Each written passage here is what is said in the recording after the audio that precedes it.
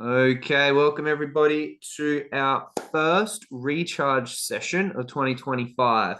The idea of the recharge sessions are literally to help you recharge your habit, recharge your purpose, and recharge your growth mindset. These are all part of our group coaching tier in the Focus Fit Club. So, quick overview of that: $11 a month for this session once a month. Also, a group coaching session once a month, which is less education, less content basically, and more of me coaching you as a group through your specific problems so that you can reach a specific outcome by the end of the session. They're my favorite things to do. So this is just to give you an idea of what the recharge sessions are going to look like this year in our group coaching tier in the Focus Fit Club, and also just to help me cut my teeth and get started on them. So thank you for being here. Thank you to those who are watching it back. The recording will be up for a little while, so please make the most of it. Let's get started. We're going to jump straight into it and start with a meditation. Now, most of you will not have meditated with me yet, so I'll quickly go through the how-to, and then we will meditate together. Coming out the back of that, we'll talk about your habit, and we'll talk about some growth mindset techniques as well. So in terms of our solo meditation, my mission is to normalize solo meditation. It changed my life. I've seen it change countless lives. I've seen what it can do in communities. I've seen what it can do in schools. I've seen what it can do in families. I've seen what it can do in relationships. It is not worth the risk of not meditating. It is worth every single moment, every single benefit to start this habit and to normalize this habit. In the 70s, jogging was this crazy thing that no one really understood. And then it became normalized. Now we see people doing it all over. So we want to do the same with meditation. We want meditation to be go from this sort of out of the norm habit that people have and that people talk about, to just seeing everyone down the esplanade meditating, not necessarily in their active way. That's not a given, but as long as they're meditating, we want it to be normalized, because it is the glue, it's the missing glue of our well-being picture in the Western culture. So having said all that, it's easy. It's an easy thing to do. So the first principle of solo meditation is exercise, is that meditation is exercise for your focus. So this is an exercise. From the outset, I always say this isn't about being calm. This isn't about being zen. This isn't about being relaxed. Those are very likely outcomes and benefits of consistent meditation. But whilst you're meditating, it's not what you're concerned about. It's like going for a run and being concerned that your blood pressure isn't normalizing or isn't dropping during the run. You're not interested in your blood pressure during the run. You're just interested in doing the exercise, getting through the run, making sure your technique's good, making sure you're enjoying it, making sure you're doing the exercise. We're not constantly checking our blood pressure. That is a benefit that happens outside of the exercise. That is a benefit that happens as a result of doing the exercise. So it's the same thing here. Instead of talking about blood pressure, we're talking about feeling relaxed, feeling calm, feeling in control, feeling that inner peace. They are all outcomes that happen as a result of the exercise. We are not concerned with them during the actual exercise. During the actual exercise, we're only concerned with doing the exercise. So that brings us to, well, what is the exercise? The exercise is a back and forth. It's a rep. Any exercise requires a rep. In meditation, we're talking about exercising our focus, which is essentially a non-physical exercise. So to do the exercise, first we want to warm up, which is using the breath. The breath is traditionally known as the staircase to meditation, and it's super simple. Any breathing pattern or any breathing exercise is going to help warm up the nervous system and get it prepared to exercise the focus. Once you've warmed up, you're ready for the exercise. And you always keep this first principle in mind. Meditation is exercise for my focus. I know that exercise requires reps. I know that exercise isn't always gratifying, but I know that exercise is always beneficial.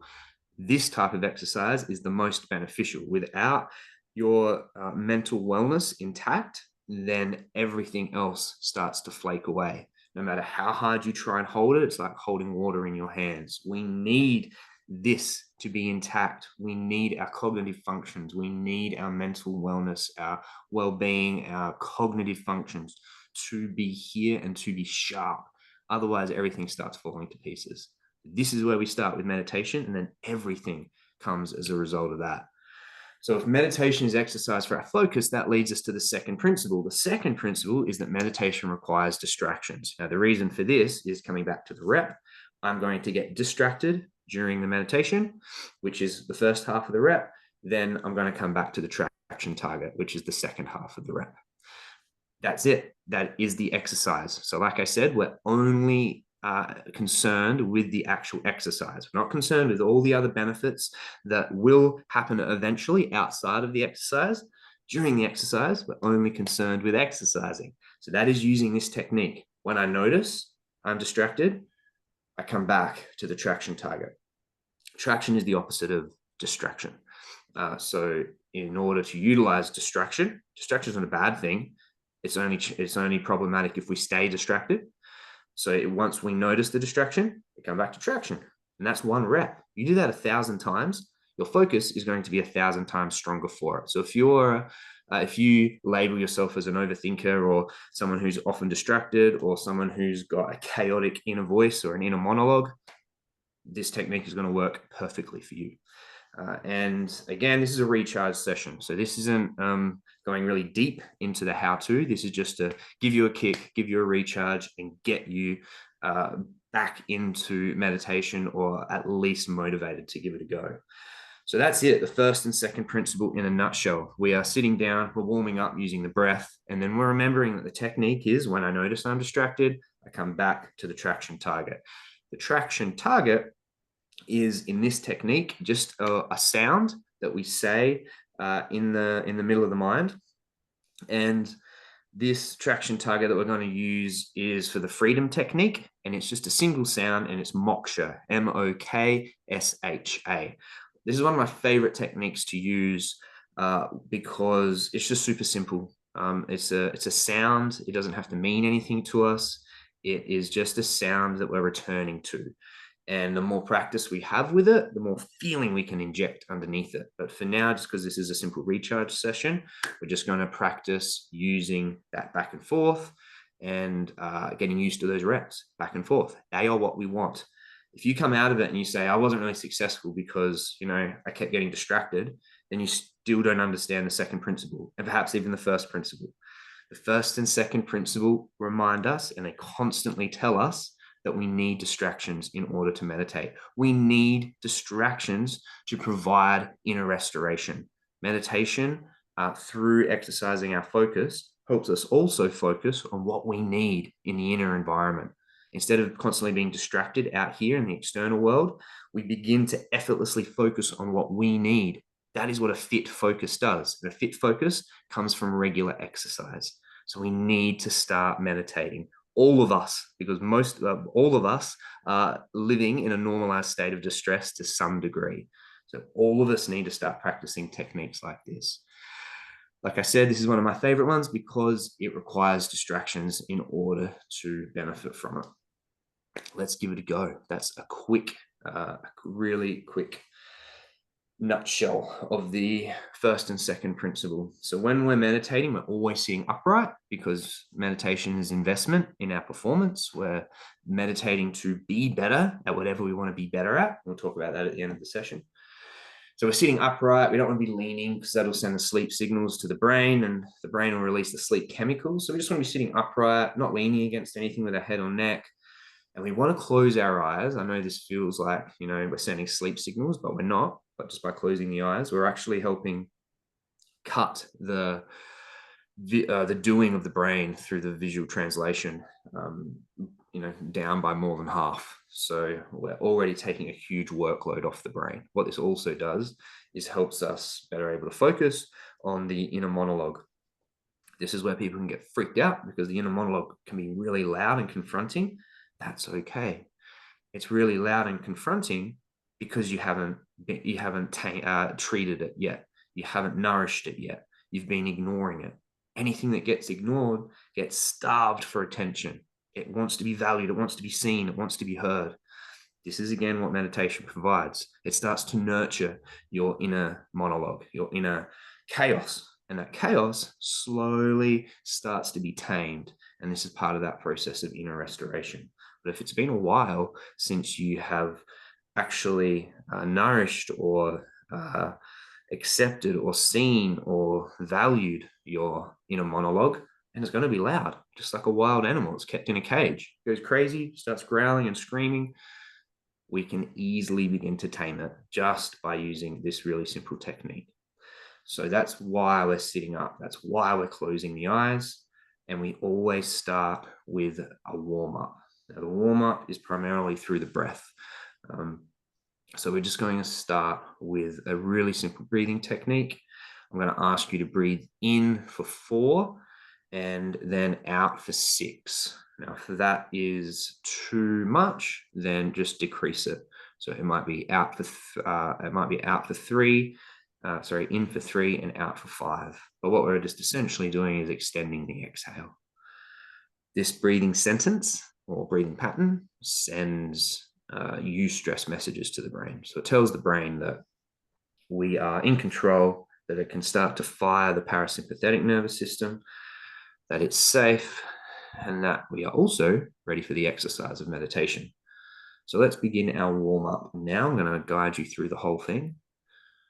So just noticing any tension through the shoulders and just dropping the shoulders away from the ears, unclenching that jaw, and inhaling for 4, 3, 2, 1, and exhaling for 6, 5, 4, 3, 2, 1. Inhaling 4, 3, 2, 1. Exhaling 6, 5, 4, 3, 2, 1. Inhaling 4, 3, 2, 1. And exhaling 6, 5, 4, 3, 2, 1. Inhaling 4, 3, 2, 1. And exhaling 6, 5, 4, 3, 2, 1. Inhaling and exhaling.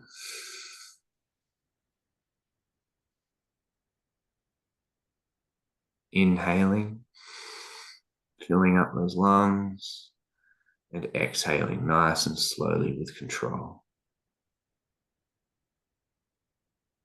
Inhaling, exhaling. You are in control of the breath. Inhaling right into the base of the lungs and exhaling.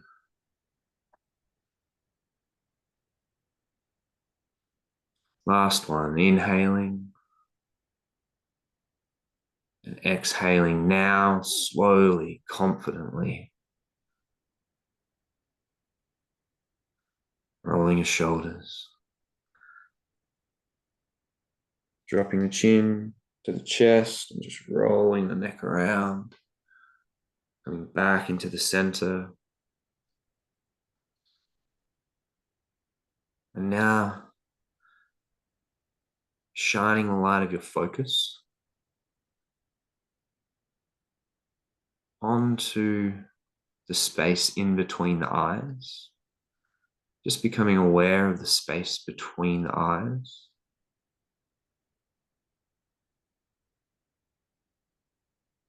And then gently pushing forward through the forehead, allowing the light of your focus to shine through into the middle of the mind.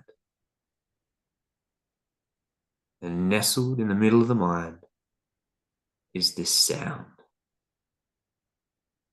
Just repeating slowly, smoothly,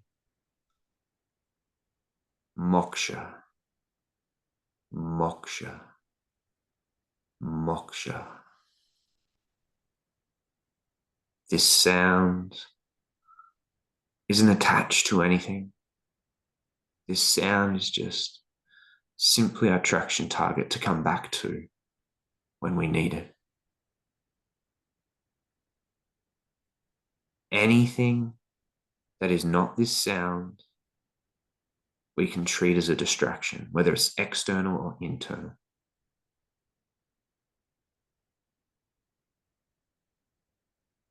Might be the sound of the TV in the next room. Might be your own thoughts. Might be a feeling in the body. Might be noises outside. All different versions of a distraction, aka the first half of the rep.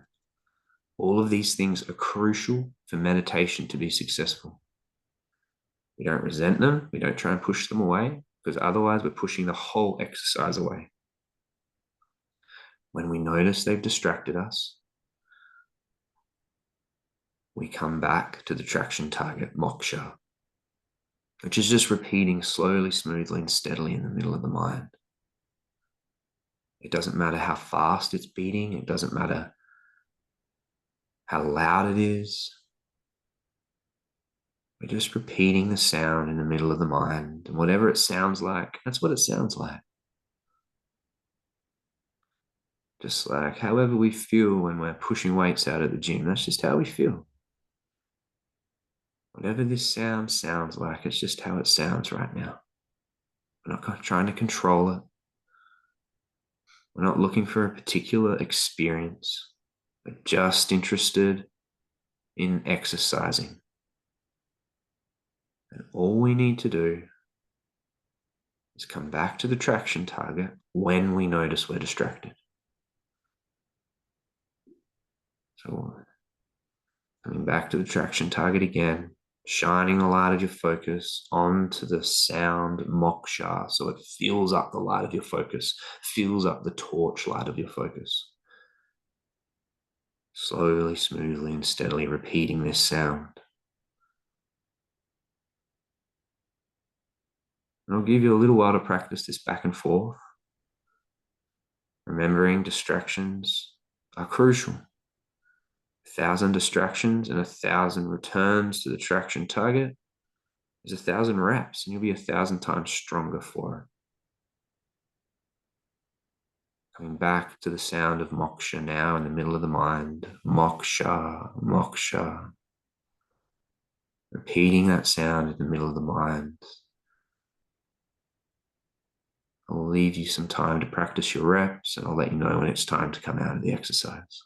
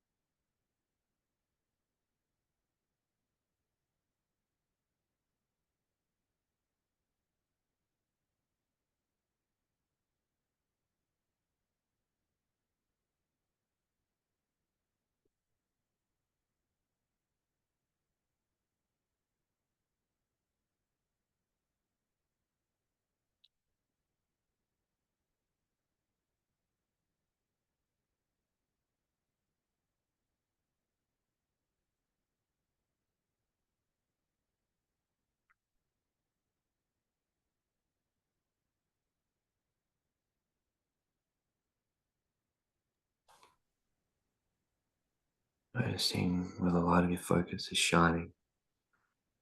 And if needed, one last time, finish off the rep by coming back to the traction target, moksha.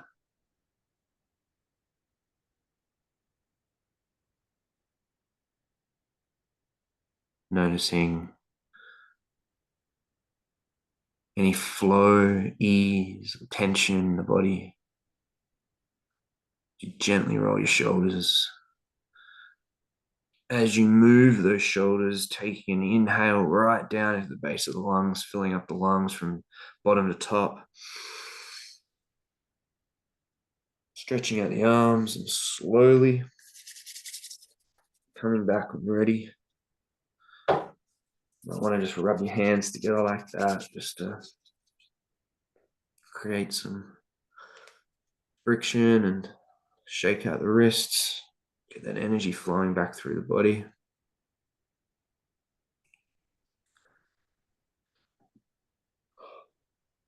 Just to recap there, you just used the freedom technique.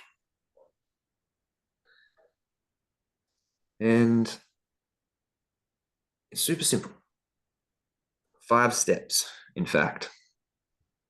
But perhaps you already noticed the subtlety between the difference between distraction and traction. The distractions suddenly become this vast ocean. And you feel like you're continuously repping. That's the exercise. It's this strange, it's a fixed mindset. It's a combination of the prostitute mindset and the victim mindset that gets us thinking, oh, I'm not doing it right, or it shouldn't be this hard, or this isn't gratifying. Why am I meditating? Fundamentally, it's just a huge misconception. The longer you meditate, the more consistency you apply to that practice, yes, it does become easier. Just like practicing running 5Ks. It gets easier with more practice.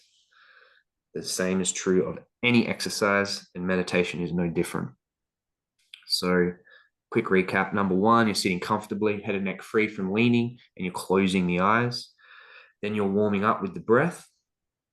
In the Focus Fit Club, there is a warming up Kickstarter, a quick little video, and it's all in that 10-minute video at the start of how to solo meditate. Repeat moksha silently in the middle of the mind after your warm up. When you notice you're distracted from that sound, you shine your focus back onto the traction target, which is moksha. That is the back and forth. That's the distraction and the traction, the distraction and the traction. Do that 1,000 times, you'll be 1,000 times stronger for it. And then all you do is repeat steps 3 to 4 for a minimum of 2 minutes, 90 seconds, and a max of 20 minutes. That's it. I've said 2 minutes there, but 90 seconds is okay as well. That's a great starting point. So 1 to 5. That's as simple as it is in terms of using the freedom technique. Now, to finish off our recharge session, we've just recharged, our understanding, hopefully a little bit of confidence around sitting down and meditating. Remember, it's all there in the Focus Fit Club. There's a guided version of the freedom technique there for you if you don't feel confident to sit down and do it on your own. I'm available through the Focus Fit Club for any questions. Now, in terms of your purpose, this is key. And this is what I really hone in on my one-on-one mentoring. What is your purpose?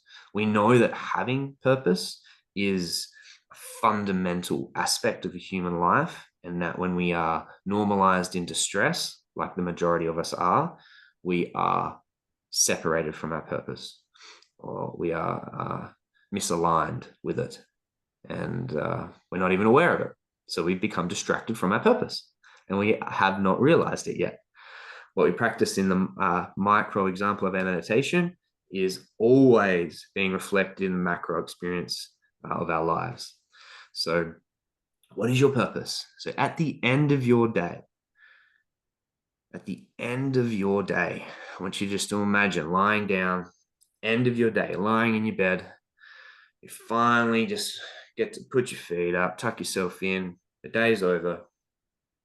When you're lying in bed like this, do you smile with content? do you think back through that day and there's nothing else but a contented smile? If that's how you're going to bed, chances are that what you're doing through your day is aligned with your purpose.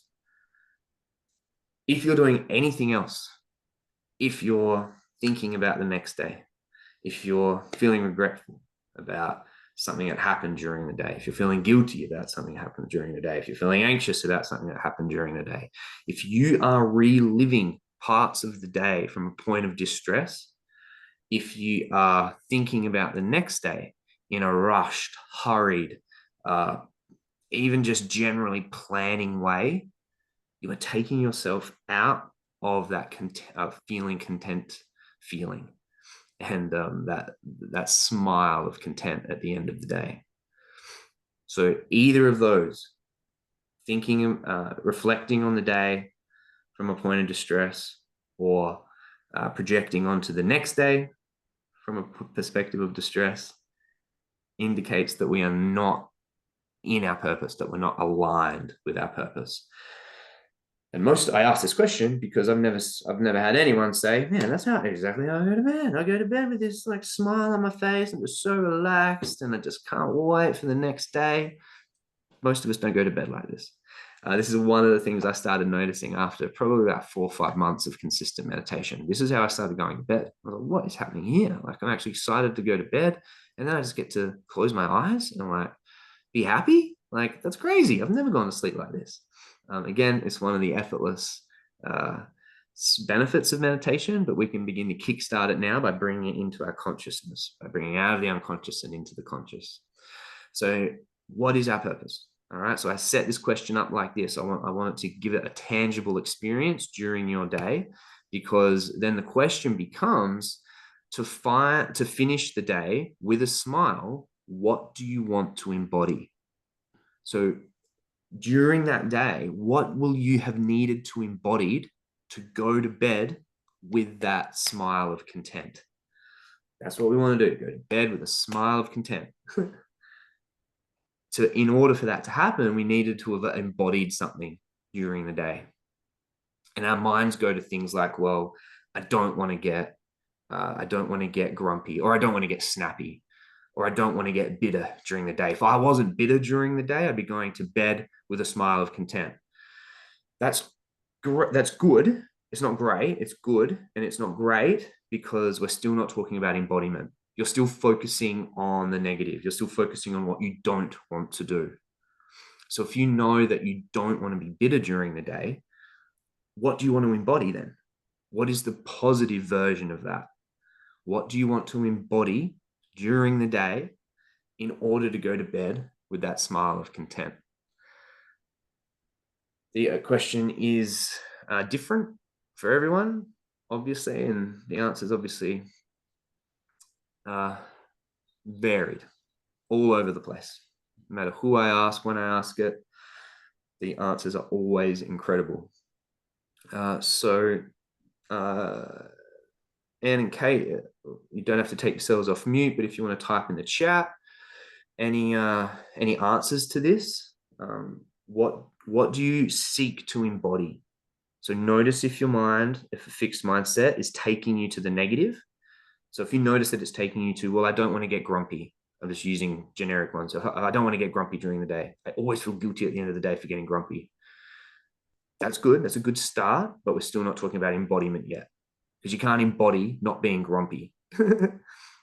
What do you want to embody in order for grumpiness not to be part of your behavior? There is embodiment that you can actually strive towards. And then instead of the grumpiness stealing the light of your focus and you getting sucked into it, it doesn't happen. You're embodying another quality. You're embodying another mindset, another way of being. And you're no longer distracted by that grumpiness. Another way to think about this is skiers who are training themselves to ski down the mountain through the trees. They know that if they say, don't hit the tree, don't hit the tree, don't hit the tree, don't hit the tree, their focus is actually going to shine on the tree and they will inevitably hit the tree. What they say is through the gaps, through the gaps, through the gaps, through the gaps, and their focus is through the gaps, the space between the tree. I use this analogy for so many different aspects of my teachings. Here, it helps us understand the difference between focusing on don't be angry, don't be angry, don't be angry, don't be angry, don't be bitter, don't be bitter, don't get snappy, don't get snappy, don't get loud, don't get loud, don't get opinionated, don't get opinionated. And it's all of a sudden it's there, the thing that we were trying to avoid by ironically focusing on it. Just like the skiers, focus on what you want to embody, focus on the space that you want to fill. And then you will start to take steps in embodying it. So thank you, Kate. I want to embody way more loving kindness to myself, but also everyone. Amazing, amazing start, Kate. Very general. Again, in a group coaching session, I would knuckle that right down and we would tighten up the screws because I don't know what you want to embody. More loving kindness, that's great, but what does that look like tangibly? Loving kindness is still this idea that is subjective. What does it mean to you? How can you put it in a way that's objective so that if I was looking for your embodiment, whoa, I'd be able to spot it, not be like, oh, is that her version of loving kindness? What is that tangible embodiment that you are going to embody going forward? Now, the reason that I touch on this in our recharge sessions is because we're recharging our purpose. Most of us have to start right back at the start. What do I want to embody? What is my purpose? Embodiment and purpose are the same thing. Not even really two sides of the same coin. It's just different ways of looking at the same side of the coin. Instead of trying to figure out what your purpose is, which is this broad, general question, think about what you want to embody. And if that's difficult for you, think of someone who you admire. Think of someone who you love. Think about someone who you care about. And what qualities, what characteristics, what is it about them that you admire or love? And how can you embody that in your own way? And what would that look like? So again, we're trying on embodiment here.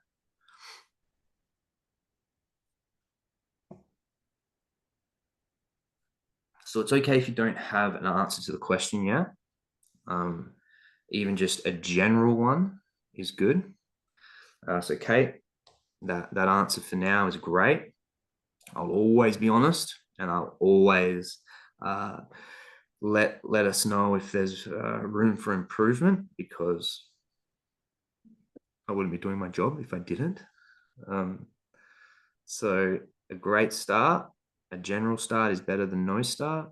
So going into this next little technique that I'm going to take you through, I want you to use whatever you have. If it's general, that's great. If you don't have anything yet, I just want you to pick a word that you want to get better at. So again, it might just be love. It might be calmness. It might be confidence. One word that helps you get closer to this idea of embodiment. And once you have that, I want you just to sit back in your comfortable position again as we get ready to close our eyes just for one last mini meditation. This is totally guided, and this is a technique called trying on embodiment. We're going to try on the embodiment. So that's why I've gotten really explicit about asking the question. So I'd like you to close your eyes now, and I'm going to invite you to accept the idea that emotions are important signals in the body. Every time you suppress an emotion, it's suppressing information that the body is trying to give you. So that information will get louder and louder and louder and louder until it's finally heard, until it's finally, at the very least, seen. And by that stage, it's very rarely understood. Again, it's like that analogy of the caged animal. It just gets crazier and crazier and crazier until it forgets why it was originally whining. It's just learnt to whine, and now it just roars and cries all the time. When we suppress our emotions, we cage them, we teach them that they need to be louder to be heard. but we continue to suppress, continue to suppress. So as a meditation and mindset coach, I am here to help you release those suppressed emotions, to release that information so that we can listen to it, learn from it, feel it, use it, and send it on its way. So techniques like this, trying on embodiment, are ways to help that. So we're not trying to ignore tension in the body. We recognize tension in the body as information that we need to listen to. So we're just going to start by taking a couple of breaths. And now, in your mind, or if you're muted and in a room where you can say it out loud, go ahead. I want you to declare, I want you to claim whatever it is that your new embodiment is going to be. Even if it's just that single word, even if it's that general statement, whatever it is, I want you to boldly claim it and state it now, either in your mind or out loud. Claiming and declaring your new embodiment. 2 times, 3 times, 4 times. Repeat it, repeat it. And now, as you continue to repeat, just notice what's taking place in the mind and the body. First of all, you're listening for the voices, the judgment, the criticisms. You're not that. You'll never be like that. You're going to have to do this, this, this, and that before you get to that. Judgment, criticism, doubt. Looking and noticing any judgment, any criticism, any doubt, but not believing it. Just noticing it play out.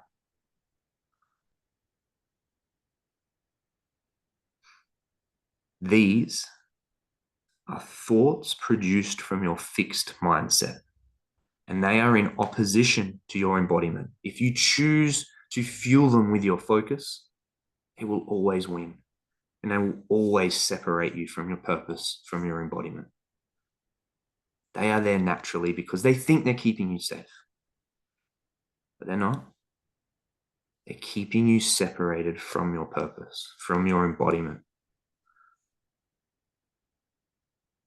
So feeling the contraction, the friction, the tightness in the body connected to these defensive, judgmental thoughts. Feeling the contractions in the body and just staying open to them. Notice how you want to contract when you notice a contraction. We want to contract further when we notice a contraction. We want to grip tighter when we notice tightness. Just be open to it.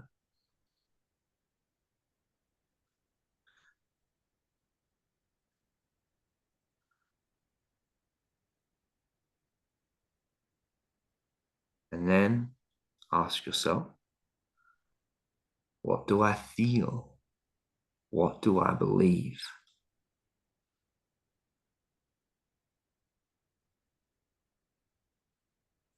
I'm going to ask you to name that out loud. Ask yourself, what do I believe?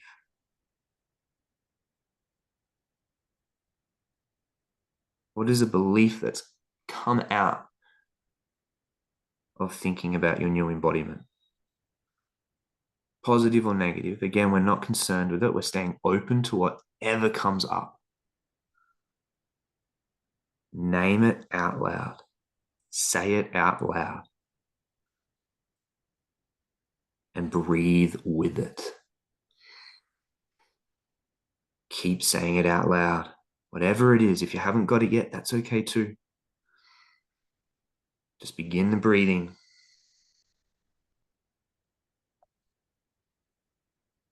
What do you believe about your desired purpose, your desired embodiment?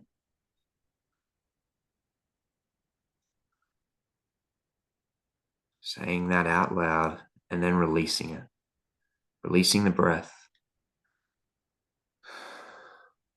releasing the repetition of saying it,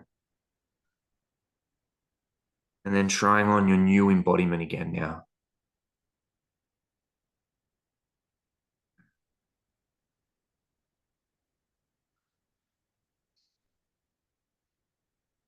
I embody, finishing that sentence now. I embody, finishing that sentence.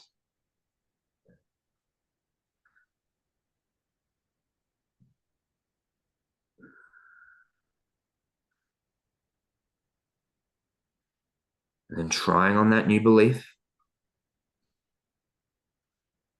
and noticing any outliers, noticing any part of you that doesn't feel in sync, that doesn't feel aligned to this embodiment, to this new belief.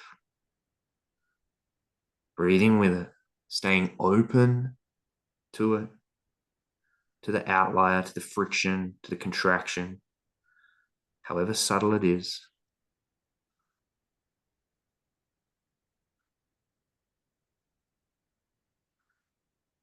Again, coming back,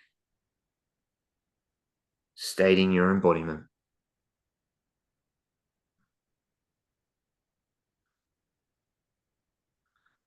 Noticing the belief attached to that statement. Noticing if the opposition to that statement has become stronger or weaker.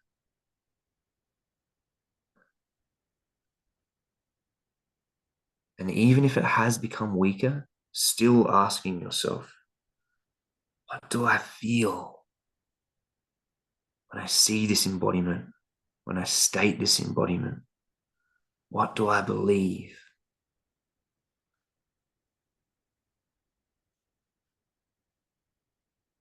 Naming any contractions, any force, any tension, any negatives. Breathing with it, staying open to it.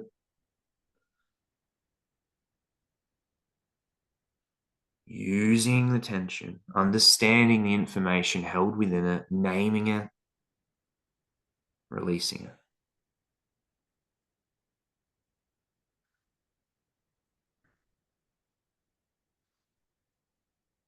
Rolling the shoulders, giving the jaw a bit of a roll and a wiggle.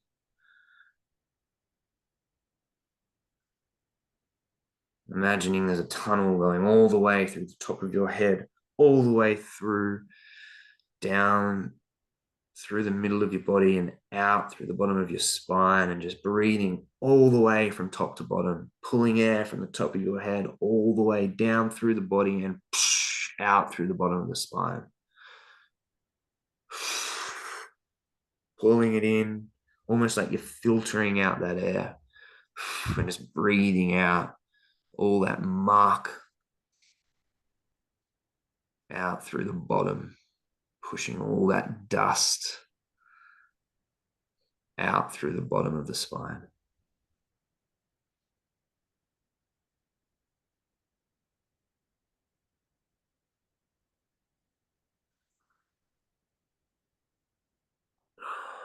Just keeping your eyes closed for a moment.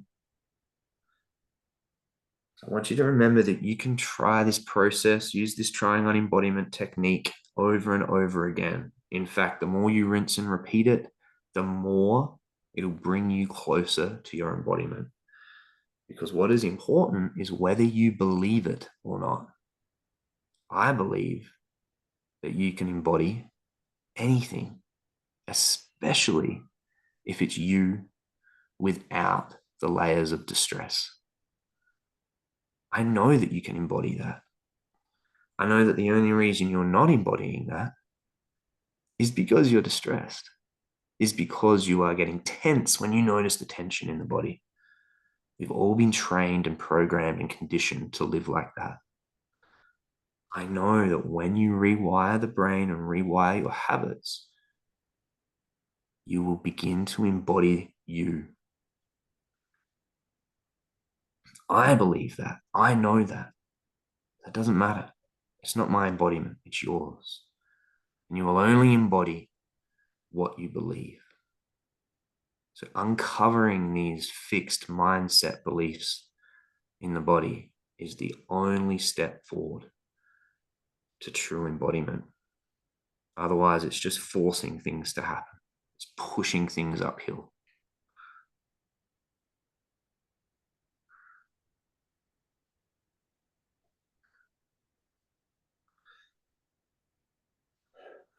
Stretching up, opening your eyes, giving them a bit of a roll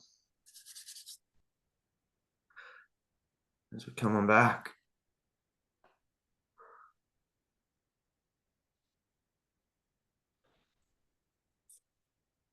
And that, my friends, is it.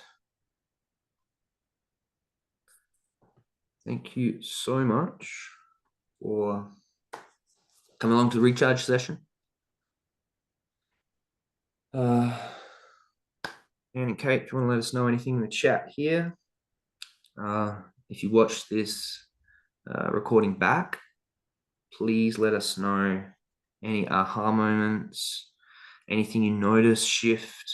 Maybe you didn't notice anything shift. Maybe you need help unpacking the embodiment statement. Maybe you've got a general statement and you're really motivated to get it more specific. Let us know on the Focus Fit Club. Well done. Hope you're feeling recharged to some degree. Sometimes it can feel a little bit wobbly, like, whoa, I just noticed all of this stuff. That's another version of recharge. We need to release all of that because that makes space for the extra charge. It helps us fuel our performance going forward instead of being bogged and weighed down by all that tension, all that disbelief, all that unalignment in the body.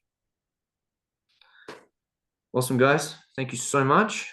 And please remember that we do this every month in the group coaching sessions. So if you are keen to keep going with this, if you're keen to come to a group coaching session where I help you specifically and individually, like bring all this out to the forefront, I help you figure out what you want to embody, I help you bring up the fixed mindsets and come into alignment with your growth mindsets. I give you specific meditation techniques to use and to practice to come into your purpose. That all happens in the group coaching section of our Focus Fit Club. So yell out if you're interested in that. And please just keep practicing. You should be practicing that freedom technique, at a very minimum 3 times a week. Like I said, doesn't matter if it's 90 seconds to 20 minutes, but if you're just starting out, aim for 3 times a week at 90 seconds. If you've been doing it for a while, I'd be recommending, 10 minutes, 4 to 5 times a week. So yeah, keep practicing, keep feeling recharged, and I'll see you in the next call. Thank you so much. Pew pew.